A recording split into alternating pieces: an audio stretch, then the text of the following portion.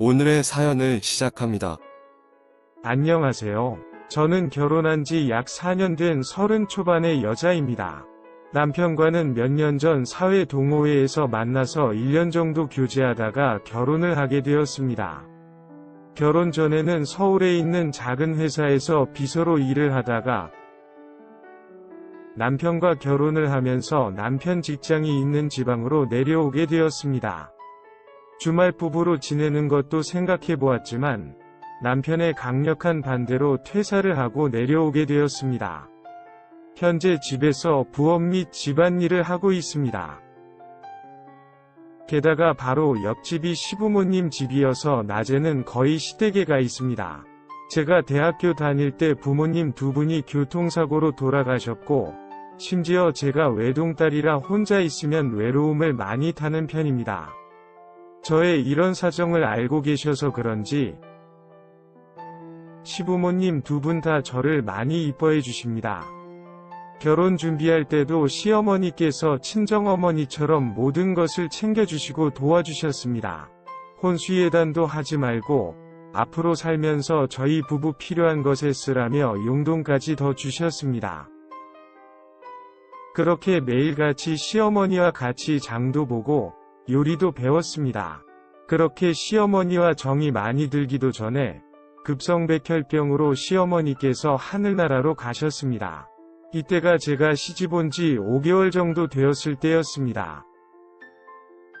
그 후로 더 자주 시댁에 가서 시아버지와 말동무도 해드리고 같이 산책도 다녔습니다. 하지만 시아버지와 몇 시간씩 단 둘이 있는 것은 생각보다 너무 힘들고 어려웠습니다. 매일매일 가서 몇 시간씩 있던 시댁도 이틀에 한 번 또는 3일에 한 번 가게 되었고, 몇 시간씩 있던 것도 밀린 집안일 및 반찬 해드리고는 간단한 대화 정도만 하고 오게 되었습니다. 가끔 남편이 일찍 오는 날이나 오프하는 날이면 같이 밥 먹는 정도였습니다. 그러다 보니 점점 집에서 혼자 있는 시간이 늘어나게 되었습니다. 처음에는 혼자 멍하게 시간을 보내는 것이 아까워서 부업 일거리를 많이 받아와서 열심히 부업을 하였지만 그것도 그때뿐이었습니다. 집에 외롭게 혼자 있는 것이 싫어서 동네 걸어 다니면서 하루하루 시간을 보내고 있었습니다. 그러다가 집 근처에 한 잔에 1,000원 하는 작고 이쁜 카페가 생겼습니다. 남편이 출근을 하거나 야간 근무를 하고 와서 잠이 들면 간단히 해야 할 집안일을 마무리 지어놓고 노트북을 들고 카페로 갔습니다. 노트북으로 인터넷을 하면서 커피 한 잔을 하는 시간이 너무 행복하고 좋았습니다. 비록 1,000원짜리라서 양도 적고 가끔은 눈치도 보였지만 그래도 너무 좋았습니다. 이렇게 아줌마가 되어가는 건가? 라는 생각에 속상할 때도 있었지만 카페 여자 사장님께서 저를 아가씨라고 부를 때마다 기분이 다시 좋아지곤 했습니다.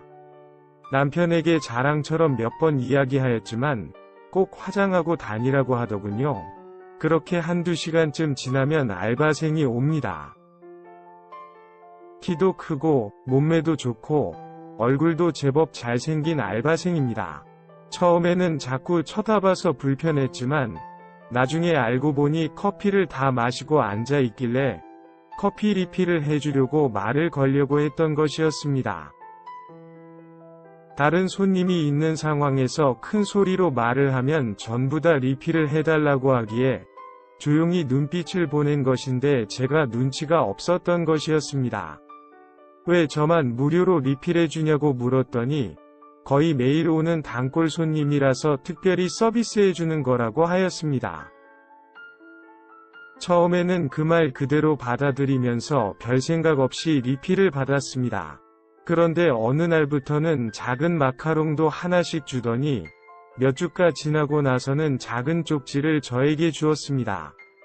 알바생의 연락처와 함께 만나보고 싶다고 적혀 있었습니다. 제가 유부녀인 것을 모르고 준 거라 생각이 들었고 알바생에게 정중하게 결혼했다고 말을 하였지만 다 알고서도 준 쪽지라면서 저에게 진심으로 생각해달라고 하였습니다. 아니라고 거절을 하고 나왔지만 오는 길 내내 가슴이 설렜습니다. 정말 몇 년에 느끼는 애틋한 감정이었습니다.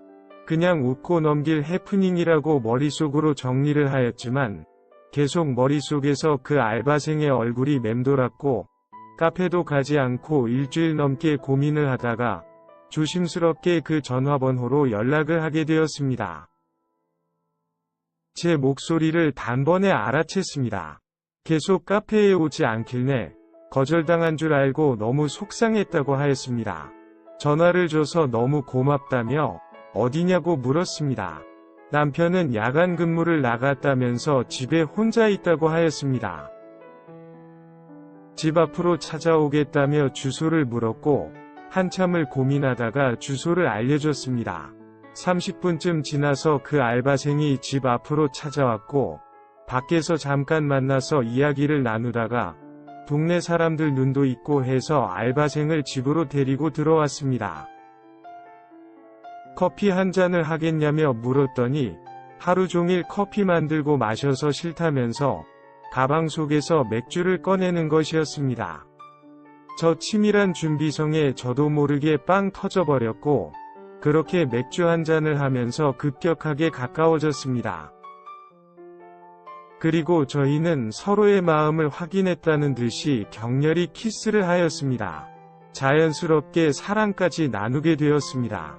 여러 번이 사랑을 나눴습니다. 세 번째인지 네 번째인지 모르겠지만 사랑을 나누고 있는데 시아버지께서 야구방망이 들고 집으로 들어오셨습니다.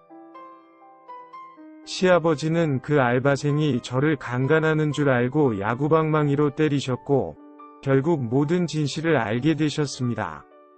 시아버지께서는 저희 집에서 여자 비명소리가 나길래 도둑이 든 줄 알고 주무시다가 급하게 달려오신 것이었습니다. 소리를 크게 냈다고 생각하지 않았는데 아무튼 그 소리 때문에 걸리게 된 것이었습니다. 시아버지는 그 알바생에게 때려서 미안하다고 사과를 하시면서 다시는 저와 만나지도 연락도 하지 말라면서 경고를 하고서는 집에서 내보냈습니다. 그리고 저와 이야기를 하자고 하시더군요. 어찌됐든 남편도 모든 사실을 다 알아야 되지 않겠냐면서 아무 말도 못하고 있던 저에게 내일 남편 퇴근하면 같이 집으로 오라고 하시면서 집에 가시려고 일어서셨습니다. 정말 딱 한 번이 실수였다며 다시는 이런 일은 없을 거라고 한 번만 용서해달라고 말씀을 드렸습니다. 시아버지께서는 본인이 용서하고 말고 할 문제가 아니라며 미안하다고 하시면서 신발을 신으셨고 저도 속옷은 입지도 못한 채 외투만 챙겨 입고 시아버지를 따라서 시댁으로 갔습니다.